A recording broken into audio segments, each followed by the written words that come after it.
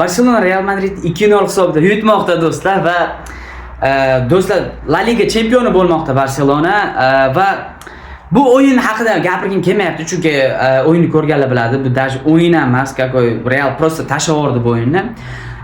O'zi umuman chempionство haqida gapirsak, do'stlar, bu chempionство o'zi umuman полностью mana shu La Liga Hansi Flick hamda Joan Garsiyaniki. Chunki Hansi Flick Rafinhasi shu 5-6 oy o'ynamadi.